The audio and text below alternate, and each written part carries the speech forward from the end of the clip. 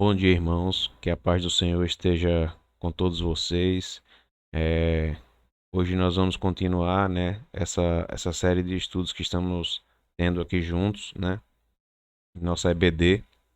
Eu estava pensando até em fazer virtual, né, usar o Meet, algum software que pudesse nos ajudar aí, mas eu terminei desistindo um pouco e não confiei muito na minha internet aqui não, para fazer isso ao vivo. Mas vamos pensar mais para frente o que é que a gente pode fazer para ter uma interação melhor com os irmãos, né, nesses estudos, tá? Eu vou tentar analisar aqui algumas situações.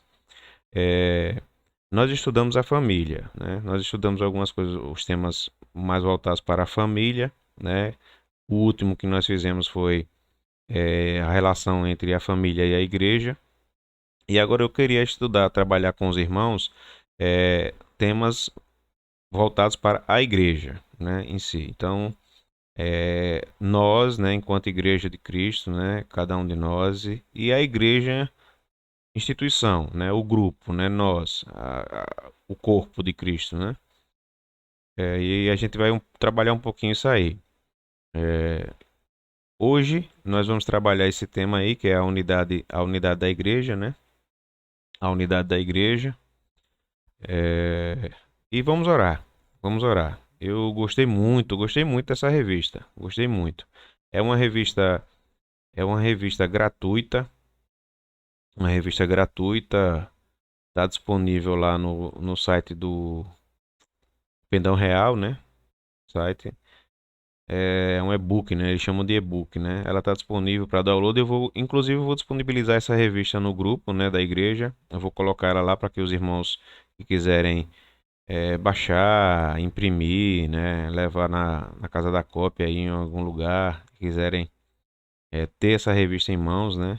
Ela é gratuita, irmãos. Então fique à vontade, tenha a liberdade de baixar e imprimir para poder, sei lá, acompanhar melhor as aulas, né? Você pode imprimir é, a folha um pouquinho maior, né? O A4 cheio, em uma folha só.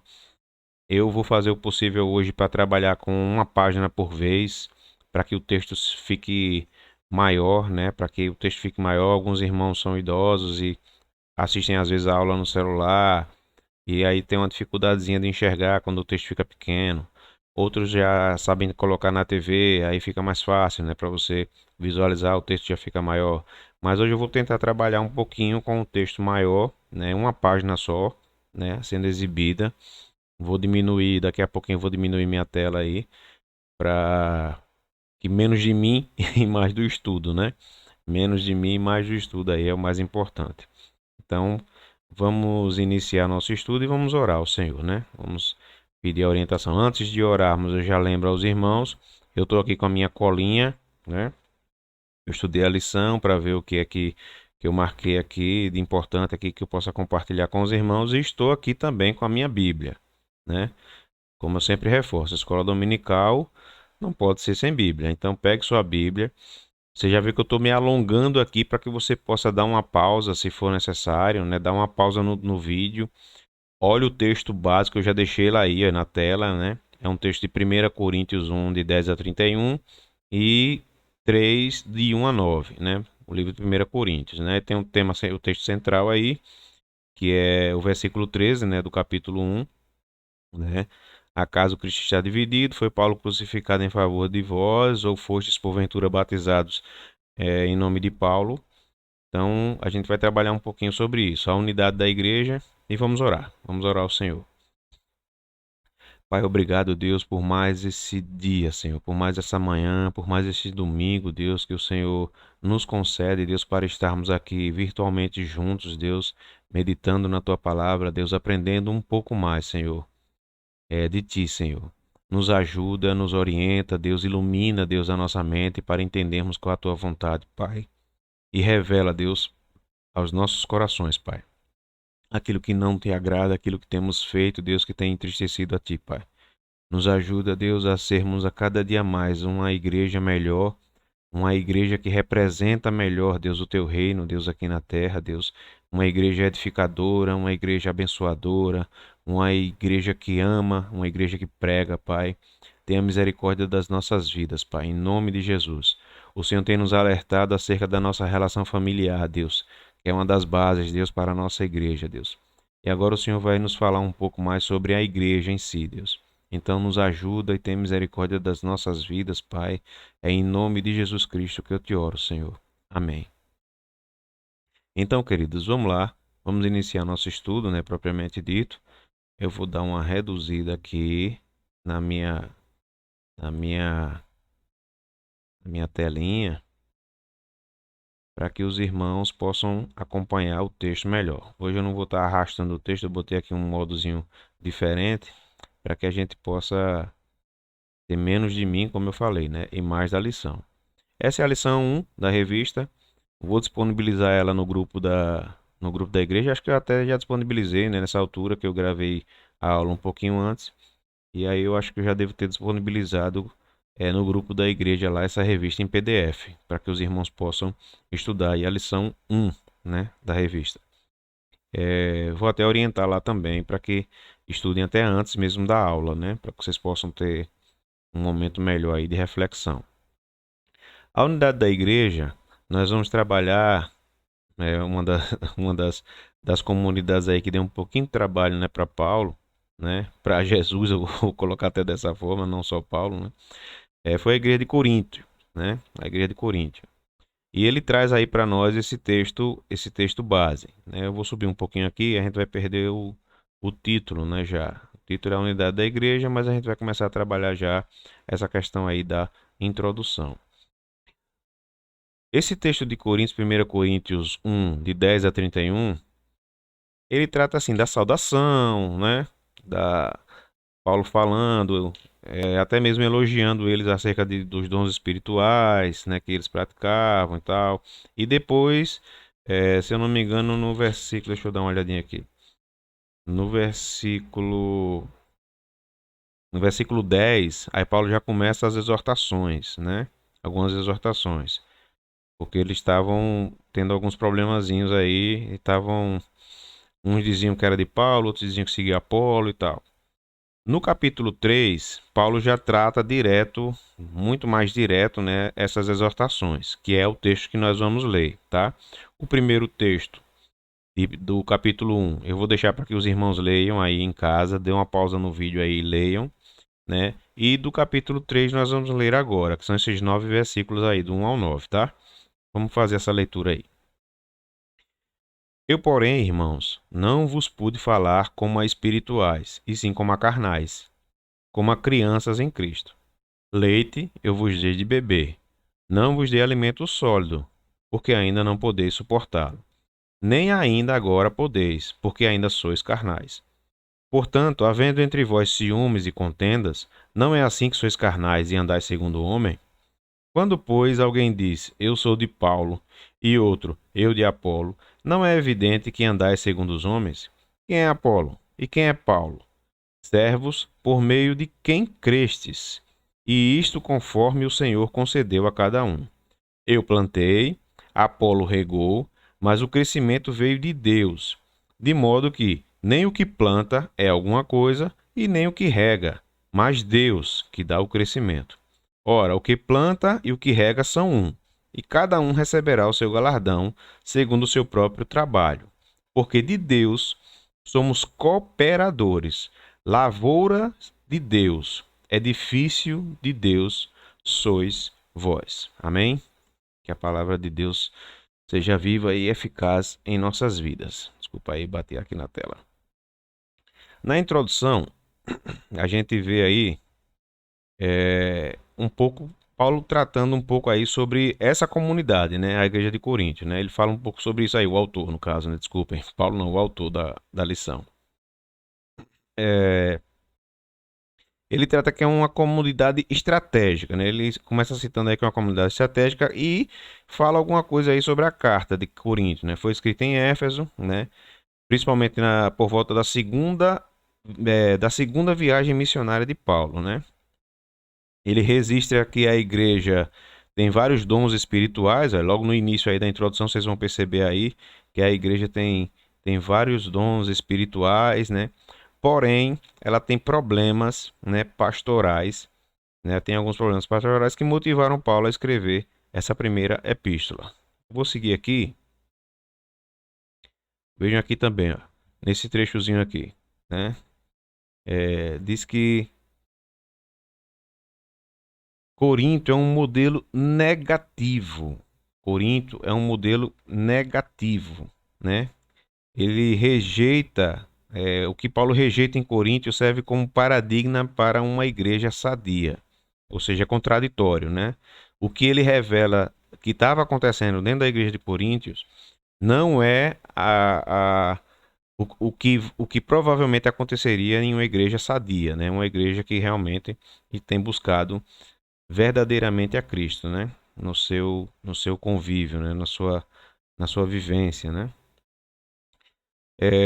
E muitas dessas dificuldades, ele fala aí, que envolve os relacionamentos na comunidade da fé e o testemunho praticado no mundo. Então são duas coisas bastante ligadas.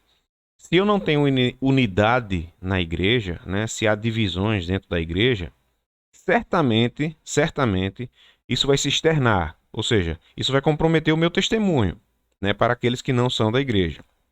Então o testemunho que vai ser praticado no mundo, ele vai ser afetado porque a igreja não é uma igreja unida, né? Há divisões dentro da igreja, há problemas dentro da igreja, há grupos dentro da igreja, né? E isso vai prejudicar o nosso testemunho como igreja de Deus, né? Como igreja de Cristo, né? E essas divisões, né, esses problemas de relacionamento e esse testemunho não são marcas de uma igreja saudável. Sendo assim, o que seria, né, uma igreja saudável? Uma igreja saudável seria justamente uma que não tivesse esses problemas, né? Ele trata aí como se não fosse uma igreja saudável, aquelas que têm esse tipo de problema de divisão.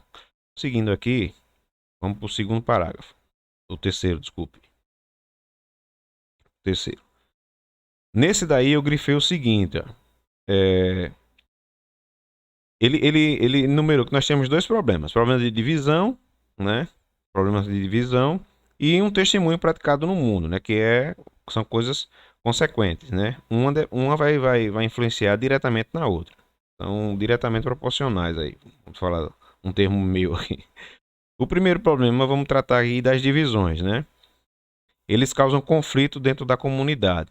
Ele coloca bem aí no iniciozinho do parágrafo. Esses problemas, essas divisões estavam causando conflito dentro da comunidade, né? Como se manifesta e como é que se manifestam essas divisões? Vamos lá. Quais são os pontos negativos? Então tudo isso é o que a gente vai estudar aí. Ele enumera para nós aí o que a gente vai estudar nessa lição, né? Como se manifestam, quais os pontos negativos das divisões dentro da igreja, né? O que é que isso pode acarretar dentro da igreja nessas divisões, né? O problema ainda faz parte da Igreja de Cristo, né? Esses questionamentos até hoje fazem parte da Igreja de Cristo, né? Como é que a gente vai, como isso vai afetar, né? O corpo de Deus, o corpo de Cristo, né? A Igreja, né? Como isso vai afetar, causando sofrimento e paralisação na missão da Igreja. Essa parte aqui eu achei interessante. Se a gente está dividido, né? E eu falei, se eu não me engano, eu citei um reino dividido, né? Um reino dividido na lição passada, né? Ele não subsiste, né? Ele começa a se destruir muitas vezes por dentro, né? Assim pode acontecer com a sua família e assim pode acontecer também com a igreja, né? A igreja, se ela começa a se dividir de dentro, ela começa a se destruir já por dentro, né? Não precisa nenhuma ação externa, nenhuma ação de fora, né? Se essa divisão, essa luta, né, essa guerra já surge dentro da igreja, ela vai se destruir de dentro para fora. Não precisa nem dessa ação de fora para dentro, né? Então, assim, muito cuidado. Vamos nos alertar bastante para esse tema, tá? Ela vai causar uma paralisação na missão da igreja. Nós praticamente vamos ser, vai ser um pouco mais complicado, né? A nossa missão é o quê? Pregar o evangelho, né? Essa missão ela vai ser diretamente comprometida se dentro da nossa comunidade houver divisões. Nesse último parágrafo aí dessa página, né? Desculpa aí, eu dei uma passada até. Se eu mexer muito no mouse aqui, ele passa, porque tá uma folha só por exibição. eu botei o seguinte aí, ó. É, geralmente, essas divisões, ó, as pessoas se agrupam em clãs, pequenos grupos, né? Segundo, tendências de afinidade. Pode olhar aí no finalzinho do parágrafo, ele coloca aqui, ó, tendências de afinidade, gostos, né? São geralmente o que abrem a porta para essas divisões, né? Ou seja, cada grupo tem um mestre, interessante isso aqui, né? Um líder preferido, um pastor preferido, um presbítero preferido, né? Então cada grupo tem o seu mestre, né? Um inspirado, né? Um nome, né? Em torno do qual, aí deixa eu passar a folha aqui para a gente iniciar a página 2. Em torno do qual, iniciando aqui, ó, aqui em cima, logo aqui em cima, meus irmãos, ó, em torno do qual se cristalizam as aspirações e as diferenças, né? Então, geralmente você elege um líder, né? Aquele que, sei lá, você se identifica melhor, ou um grupo que você se identifica melhor. Esse grupo elege esse líder, né? Com o qual ele se simpatiza, né? Que ele está dentro das suas projeções, sei lá, das suas ideologias, né? Que melhor se encaixa aí nos seus pensamentos. E aí os outros líderes já passam a ser já não ser vistos de forma muito agradável, tão inspiradora, né, como esse mestre que foi eleito aí. Isso é um cuidado que nós temos que ter dentro da nossa comunidade, né? Eu já vivenciei problemas, né, e pessoas que, por exemplo, se eles vissem quem era o pregador da noite, eles não iriam ao culto. Ou seja, eles tinham o seu pregador preferido, né, ou os seus ministros, né, da palavra preferidos, né?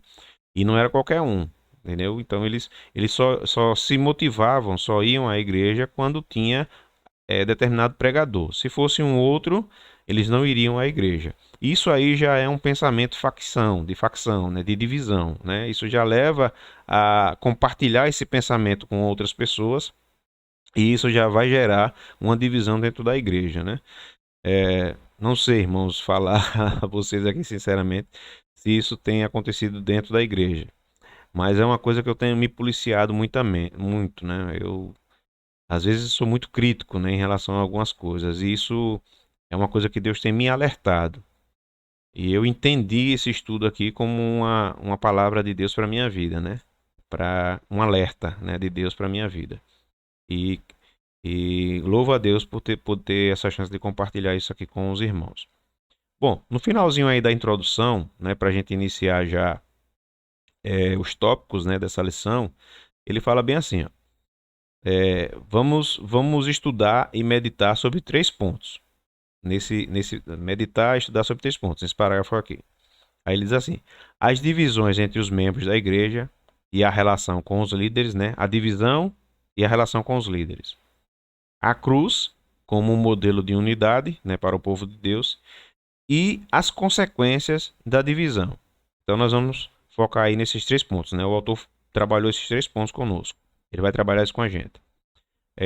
Divisão e a relação com a liderança, a cruz de Cristo, né, como um modelo de unidade, né, e as consequências, o que gera essas divisões, né, o que isso vai acarretar, né, o que é que vai acontecer com a igreja se ela permanecer com essas divisões internas dentro dela, né, ou seja, se ela não crescer, se ela não amadurecer espiritualmente.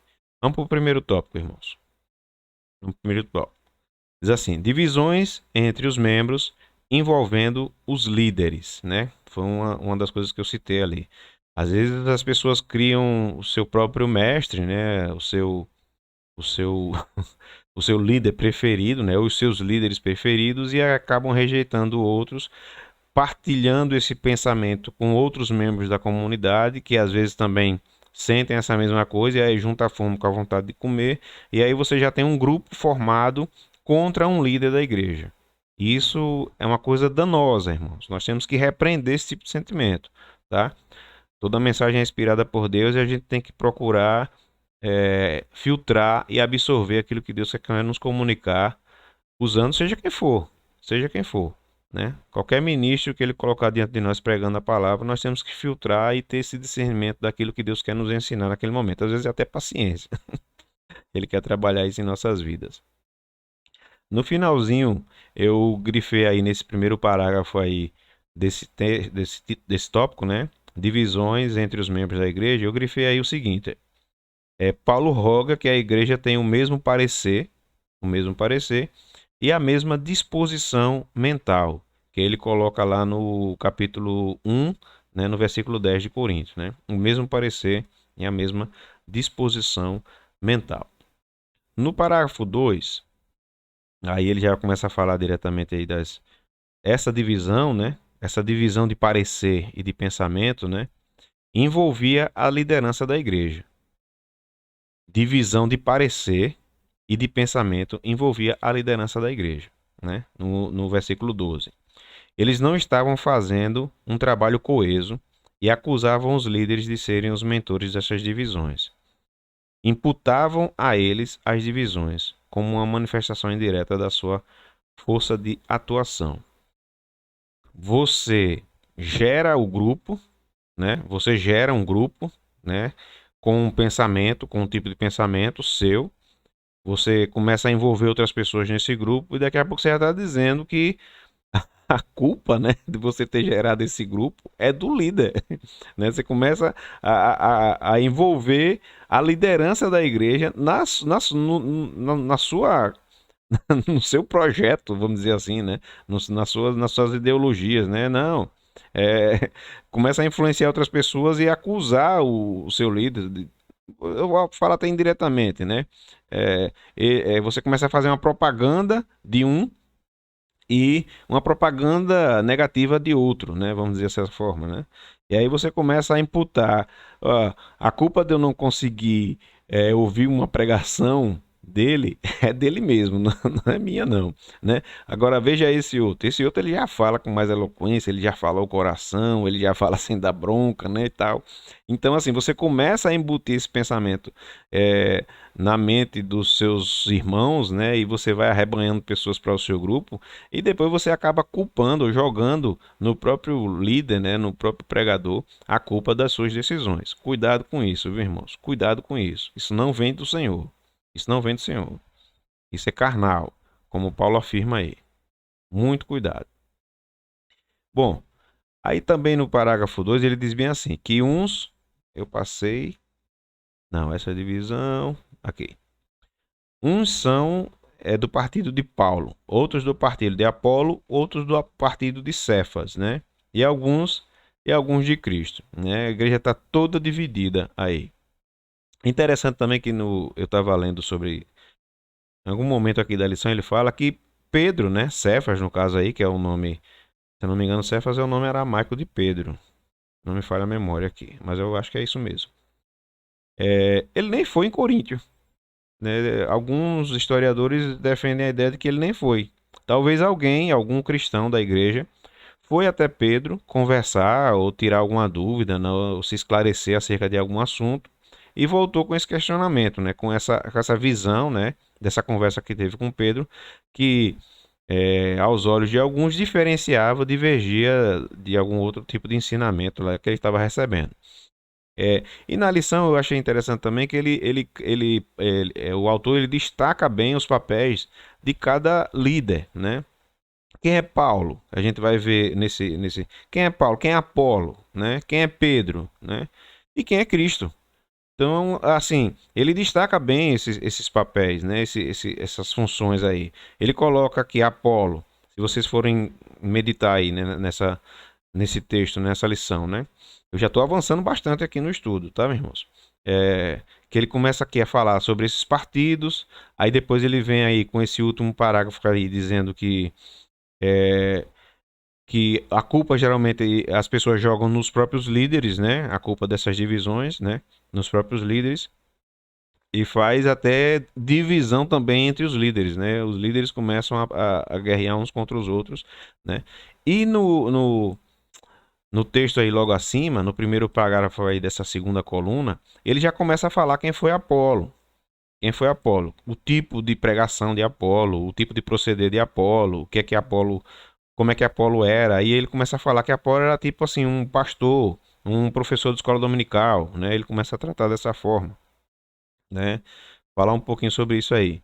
E Paulo, já no no parágrafo 2 aí dessa segunda coluna, ele começa a falar que, de como Apolo era, né, e Paulo criticava os grupos que faziam comparação entre ele e Apolo, né, cuja retórica é provável ser o seu ponto forte. Então, assim, tá aí as características de Paulo, as características de Apolo, de onde Apolo veio. Isso aqui achei interessante que é, eu vou ficar subindo e descendo aí, mas vou devagarinho para os irmãos ficarem tontos, tá? Ele fala aqui, de onde Apolo veio, eu nem sabia, não tinha esse conhecimento histórico sobre a vida de Apolo, né? Ouvia falar de Apolo quando eu lia o texto de Coríntios, mas nunca tive curiosidade de estudar sobre Apolo. Ele veio de Alexandria, no Egito. Ele revela aí para nós aí no estudo, tá? Chegou em Éfeso, né? Recebeu instruções adicionais de Áquila e Priscila, né? Atos 18, do 24 ao 28. Mudou-se para a província de Acaia, cuja capital era Corinto. Então, Paulo é esse homem, ou Apolo, desculpe, Apolo é esse homem aí, que eu mesmo confesso aos irmãos que não conhecia, né, essa história dele, não. Nunca estudei. Lembrar desse texto de Coríntios mais só pela questão da exortação, né, de Paulo, né, acerca dos problemas que a igreja de Coríntios está enfrentando. Mas nunca tinha parado para ler um pouquinho aí sobre a história de Apolo, tá?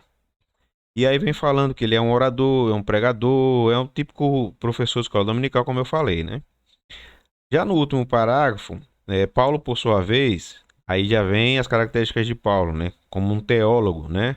Formado aos pés de Gamaliel, um plantador de igreja, um missionário, né?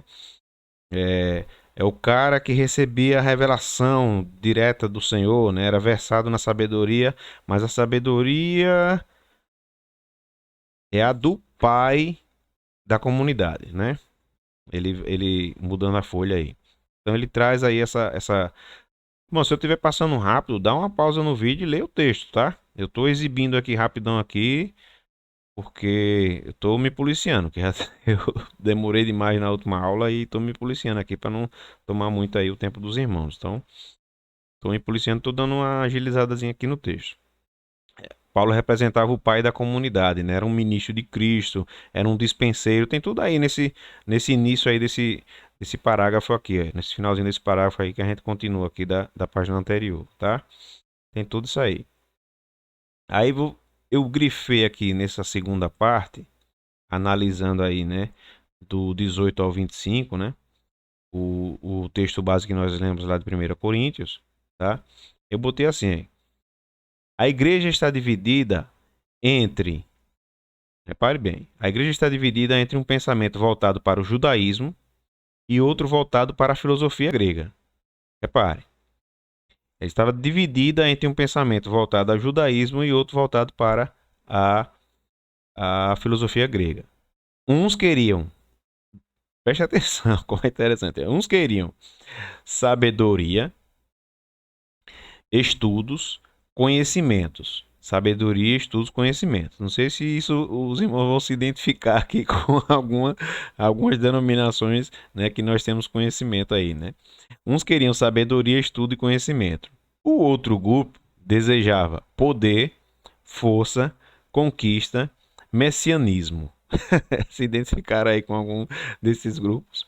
Um queria só estudar a palavra, adquirir conhecimento, adquirir sabedoria, né? O outro grupo já queria o poder, o sobrenatural, né? A ação de Deus aí. Vou falar, vou ser até usado aqui, os dons, né? A manifestação dos dons sobrenaturais, né?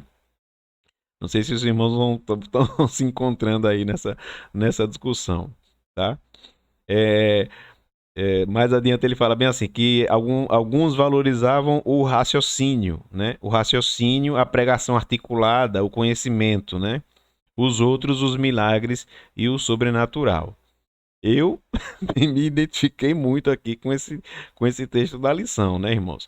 E nós sabemos que realmente há muitas divisões dentro da nossa igreja, dentro da nossa denominação e da nossa, vou abrir um pouquinho o leque aqui, entre os evangélicos, né? Entre as igrejas evangélicas, né? Há muito dessa guerra aí, dessa divisão, né? Éramos para ser uma igreja só em Cristo Jesus, né? E agora nós temos aí essa divisão. Pessoas que preferem o estudo da palavra, adquirir o conhecimento, e pessoas que já partem mais para essa questão dos dons sobrenaturais, né? E do exercício desses dons, né? De forma até, às vezes, não sei, não quero criticar, não quero criticar. Vou me controlar aqui, meus irmãos, para não criticar, porque é essa crítica geralmente que nos leva a divisões, né? Quando ela não é bem articulada e quando ela não é feita com muita sabedoria, tá? Aí eu marquei essa frase aí, essa pergunta que o autor colocou aí, eu grifei essa frase aqui, ó.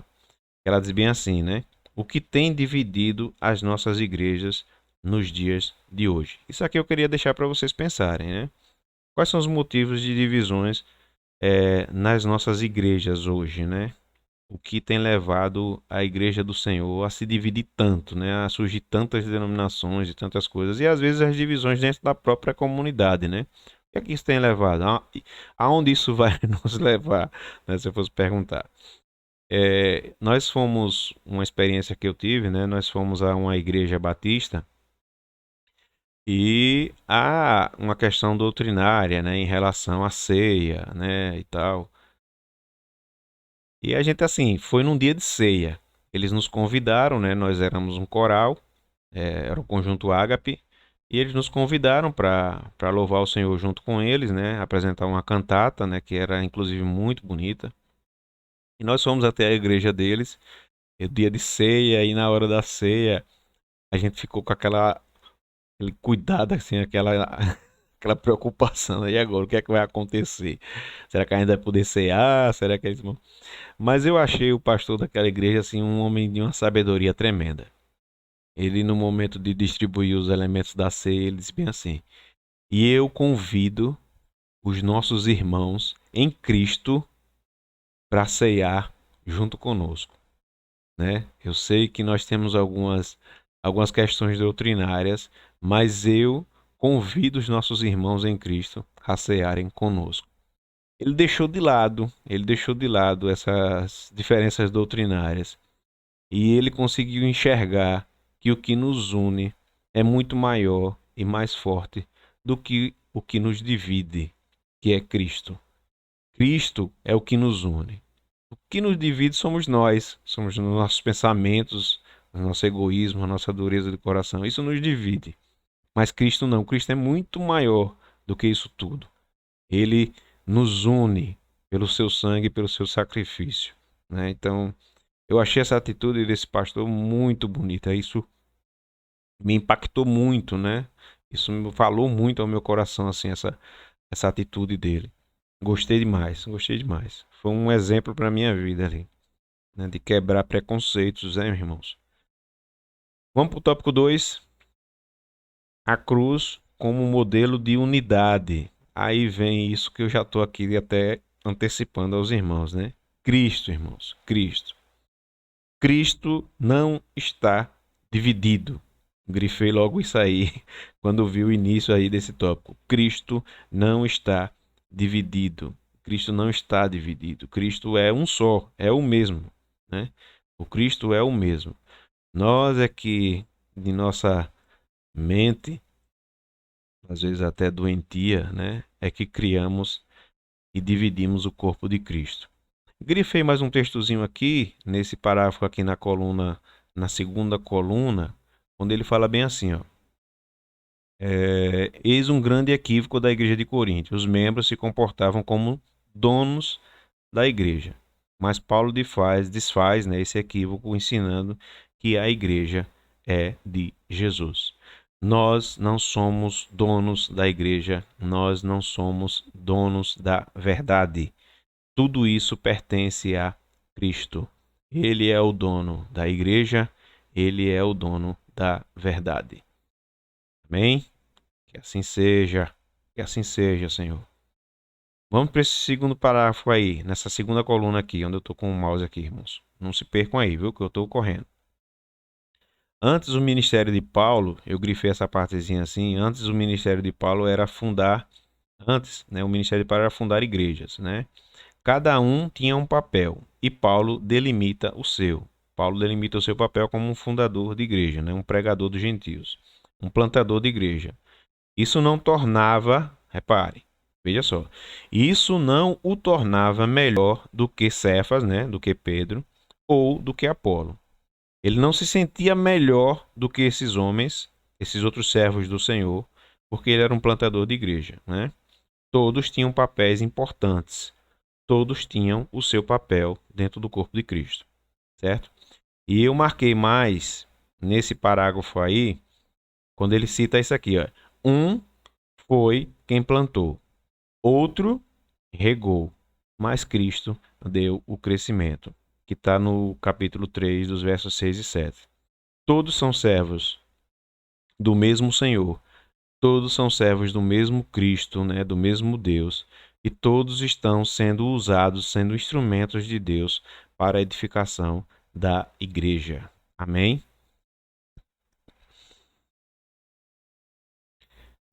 Marquei mais adiante, nesse parágrafozinho aqui, ó, marquei mais. Não sei se eu estou passando rápido, os irmãos vão poder dar pausa no vídeo. Eu vou dar uma paradinha aqui. Quem quiser ler esse parágrafozinho aí, né, dá uma pausa no vídeo aí e dá uma lida. Eu grifei aqui embaixo já, nesse próximo parágrafo aí que começa aqui. Em outros, né, em outros escritos de Paulo, né, a cruz representa a libertação da lei, das ordenanças vazias. Nesse sentido, a cruz é compromisso. Veja só o que é que a cruz deve representar para nós: compromisso, sofrimento, luta, amor, discipulado pelas coisas de Deus e da igreja do Senhor. Veja só, irmãos, aí começa a pensar aí, se nós estamos enquadrados nisso aí, né? O que é que a cruz de Cristo representa para a sua vida? Ela tem representado isso tudo aí: compromisso, sofrimento, luta, amor e discipulado pelas coisas de Deus e da igreja do Senhor. Assim, trabalhe aí a sua mente e medite sobre isso aí. Se a cruz de Cristo realmente tem representado isso para você, né? Eu realmente comecei a pensar sobre isso. Comecei a pensar até nas murmurações, minhas murmurações, né? Acerca quando estou trabalhando ou fazendo algo aí para a igreja, né? Se a cruz de Cristo realmente tem representado isso para mim, de luta, de amor, de compromisso, né? Porque se eu faço isso por amor, se eu entendo as minhas lutas, se eu tenho esse compromisso, né? Se eu tenho esse discipulado com as coisas de Deus, né? Não tem por que eu estar reclamando de nada, nem estar exigindo demais dos meus irmãos, ou não sei, essas coisas que a gente às vezes inventa e cria essas dificuldades, essas barreiras aí dentro da nossa comunidade, de forma danosa, né? De forma muito danosa. Irmãos, deixa eu ver aqui se eu me perdi. Não, não me perdi não. Estamos aqui nesse parágrafo aqui, portanto, né? Portanto. E eu grifei essa última frasezinha aqui desse parágrafo, é: a cruz promove a unidade do trabalho e do amor. Só em Cristo, só a cruz de Cristo revela para nós o que nós precisamos para vencer essas divisões dentro da comunidade, dentro da igreja de Deus. A cruz de Cristo revela isso para nós. Ela promove unidade, né, do nosso trabalho e do nosso amor. Amém? Vamos lá, vamos seguir aqui. Tópico 3, que já tem, acho que tem uns 40 minutos já de aula. Então vamos acelerar aqui. O que revelam as divisões? O que é que a divisão revela? Primeira, eu por mim mesmo aqui eu já coloquei, né? Falta de maturidade, né? Paulo chama os cristãos de meninos, meninos na fé, né? Ou seja, pessoas imaturas. Mas vamos lá. Isso aí já é, eu já estou me adiantando aqui, tá? Mas a gente vai trabalhar sobre isso. Nesse finalzinho aí desse tópico, né? O que revelam as divisões, né? O que revela a divisão, o que as divisões revelam, né? Que nós somos, que a igreja é. Atitudes que são consequências das divisões no seio da igreja. E aí a gente vai trabalhar essas atitudes, né? As divisões revelam que nós somos imaturos, imaturidade da igreja, né? E eu grifei justamente assim um textozinho assim, comparar líderes. Não sei se os irmãos estão vendo aí. Comparar líderes é uma das ações, é uma das atitudes, né, que revelam a imaturidade da igreja, né? Eu sou de Rogério. Ah, eu sou de Humberto. Ah, eu sou de Anisaura. Ah, eu sou de Raquel. Eu estou trazendo aqui para nós. Ah, eu sou de Ismael, prefiro Ismael. Então, esse tipo de pensamento, né, esse tipo de propaganda, não sei se é legal. Não é legal, né? Na verdade, não sei não, não é legal, né? Nós temos que absorver dos nossos líderes aquilo que Deus tem colocado no coração deles para compartilhar conosco, né? Seja na pessoa da pastora Anisaura, no pastor Elison agora, que vai, graças a Deus também, nos ajudar a começar a trabalhar conosco, seja em Rogério, seja na Raquel, seja com Ismael, né? Os nossos líderes, e não só esses, como tantos outros que Deus tem levantado aí para nos ajudar nessa questão do ensino também, como o Marcos, né? O próprio Cláudio tem nos ajudado na pregação também, no evangelismo. Então, assim, cada um, irmãos, cada um dentro da igreja tem o seu papel. E nós temos que ter maturidade de entender isso. Nem todos foram chamados para serem grandes teólogos eloquentes, mas muitos de nós, ou quase todos nós, fomos chamados para pregar o evangelho. Não vou falar muitos, não, todos fomos chamados para pregar o evangelho. E nós carecemos dessa ação de Deus na nossa vida para termos esse discernimento, né? Deus revela aquilo que nós precisamos compartilhar com os irmãos. Ou não sei nem se eu podia usar essa palavra revela, né? Deus ilumina a nossa mente naquilo que nós precisamos compartilhar com os nossos irmãos, né? E para que ele ilumine a minha mente, eu tenho que ter absorvido isso da sua palavra, né? Isso aí tem que estar em mim. Eu tenho que buscar na palavra, eu tenho que me alimentar da palavra, para que eu não caia nessa imaturidade de escolher dentro de uma comunidade os líderes que eu vou seguir, ou o líder que eu gosto, ou a pregação que eu gosto. Eu tenho que buscar essa maturidade em Cristo, irmãos, em Cristo. É Ele quem nos inspira. É Ele, é a nossa fonte de vida. É a nossa união. É Cristo, não há outro. O outro problema aí é que as divisões revelam, né, dentro da igreja, aí, carnalidade. Carnalidade é o humano, é o egoísmo, é o orgulho, sei lá, é a cegueira, né, que o pecado causa em nós, a cegueira espiritual, a falta de entendimento. Isso tudo vai é consequência, né, é o que gera, é o que revela que a igreja é uma igreja dividida, né, uma igreja imatura. Eu sempre vou citar essa questão da maturidade, não sei por quê. Mas em todos aqui eu vejo maturidade, né, espiritual, né, como ela influencia tudo, né? A carnalidade inclusive, né? A carnalidade nos leva também a essa imaturidade. Estou até misturando os tópicos aí. Mas ele colocou quatro, né, que é a imaturidade, a carnalidade, a inoperância da igreja, né? A igreja se torna inoperante, não vai cumprir o seu papel, né? E o descompromisso de alguns líderes. Na carnalidade, né, já nesse tópico B aí, né, nesse item B aí, carnalidade, eu grifei aqui uma coisa interessante, assim, carnalidade é o mesmo que falta de fé. O autor colocou para nós aí, nessa partezinha aqui. Carnalidade é o mesmo que falta de fé, né? Falta de fé, de entendimento e de discernimento, né? Uma igreja carnal é aquela que não vive conforme os padrões de Cristo, né? Mas sim dos seus desejos. Perceberam? Elas, a igreja carnal ela não vive os padrões de Cristo. Ela vive o que ela quer viver. Os seus próprios desejos, os seus próprios anseios, né? A sua própria cobiça, vamos colocar dessa forma. Ela vive do jeito que ela quer viver, né? Então, esses membros eles vão ser guiados pelos seus próprios pensamentos, pelas suas próprias aspirações, vamos dizer assim, né? Tem gente que tem sede de poder, tem gente que tem sede de fazer o mal, né? De difamar, de ser maledicente, entendeu? Então, isso tudo aqui vai ser muito danoso para o corpo de Cristo, né? E vai mostrar que realmente somos carnais, né? Se praticarmos isso. A inoperância da igreja, nesse tópico C aí, já é uma consequência, porque se você não busca o Senhor, né? Se você é uma igreja que só sabe estar criticando, né? Falando mal dos outros, né? Cheia de divisões, né? Como é que você vai trabalhar? Como é que você vai operar? Como é que Deus vai agir usando sua vida? Eu não sei, fica tudo mais difícil, irmãos. Fica tudo mais difícil, né? Eu grifei aqui em cima, deixa eu mostrar aqui aos irmãos, aqui, ó, essa parte superior aqui. Diz assim, as divisões impedem o crescimento da igreja em todas as áreas. Em todas as áreas. É um reino dividido. É um reino quebrado. Como é que esse reino vai crescer? Como é que eu vou conseguir, por exemplo, ter sucesso ministerial ou de missão, como ele coloca aí. Sucesso ministerial ou missional. Como é que eu vou ter sucesso na pregação do evangelho? Como é que eu vou ter sucesso, por exemplo, eu vou ter ministérios dentro da igreja, né, edificados, né? Não consigo, não vou conseguir isso, né? Se a minha vida é de crítica, de maledicência, né, de formação de grupos, né? Isso vai ser muito difícil, né? Eu vou quebrar a unidade do corpo de Cristo com as minhas atitudes. Muito cuidado. E outra coisa que pegou forte aqui para mim, né, que são líderes descomprometidos com a obra, né? Líderes descomprometidos com a obra.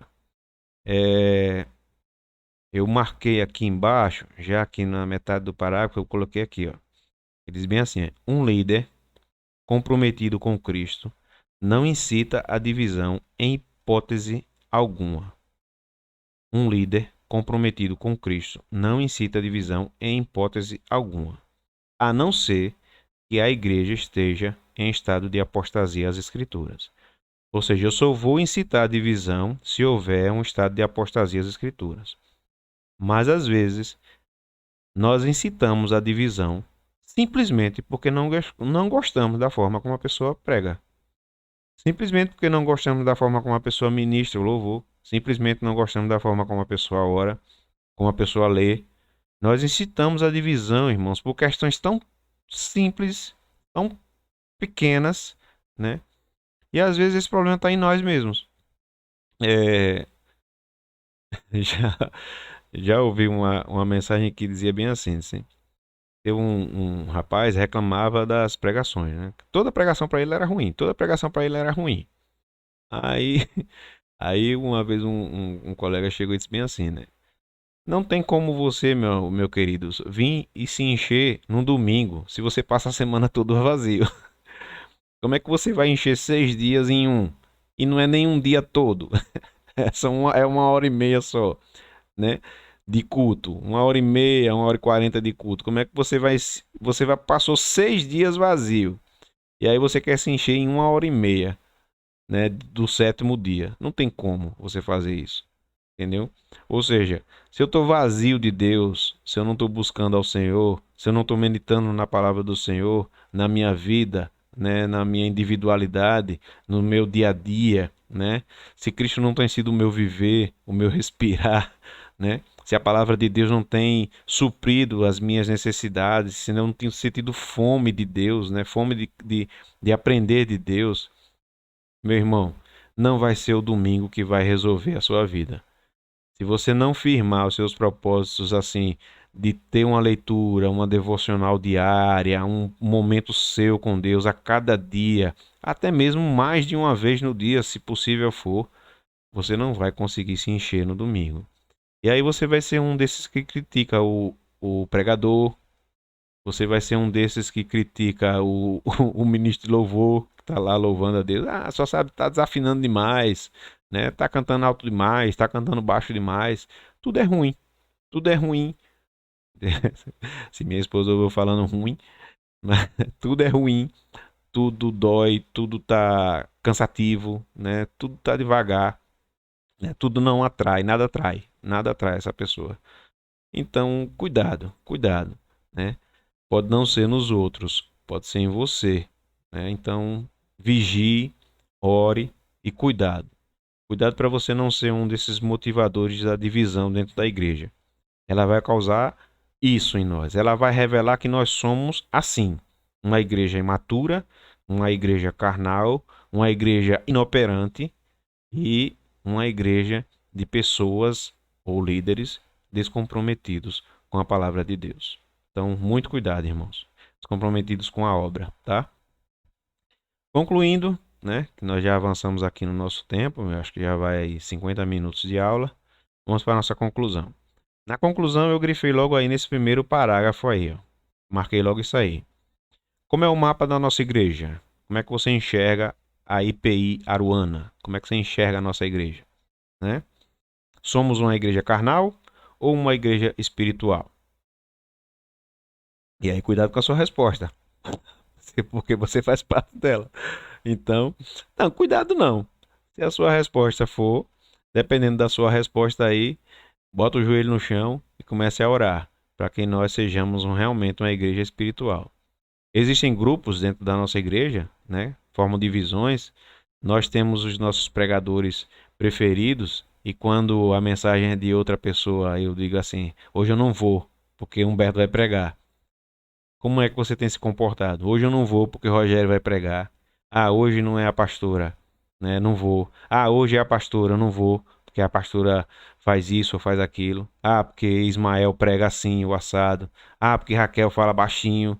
Hoje eu não vou por causa disso. Então, como é que você tem se comportado? Eu estou citando aqui exemplo dos nossos líderes. Estou citando até meu nome aqui, o nome dos outros, dos nossos irmãos aí que estão à frente junto comigo aí da nossa comunidade. Mas eu vou colocar até outras situações também, irmãos, que nós não temos sido maduros na fé, né, em relação a essas coisas. Quando nós incitamos, nós nem entramos e nem deixamos os outros entrarem também. Então, vamos atentar para essas coisas dentro da nossa comunidade para nós tirarmos isso da nossa vida. Ainda há divisões por causa de líderes em nossas comunidades? Você acha que ainda há divisão por causa de líderes? Eu acho que sim. Talvez não tenha na nossa igreja, né? Nós estamos começando agora. Eu estava conversando com Viviane sobre essa lição, né? Minha esposa, e ela disse bem assim: eu não sei se a gente está enfrentando esse problema, não. Aí eu disse: eu também creio que não. Eu creio que a gente não enfrenta esse problema. Mas é bom a gente começar a vigiar, né?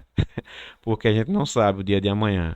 Então vamos começar a vigiar, né? A começar em mim, né? A começar em mim, né? Começar a vigiar acerca desse tempo para que isso não cresça, né, dentro da nossa igreja, né? Essas divisões não venham à tona e, de certa forma, atrapalhem a nossa caminhada ou até mesmo nos destruam, né? Nos derrubem ou nos divida, né? Nos divida.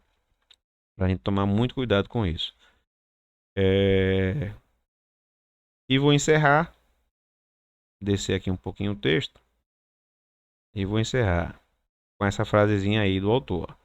Cada um tem um papel. Cada pastor exerceu ou exerce o seu ministério.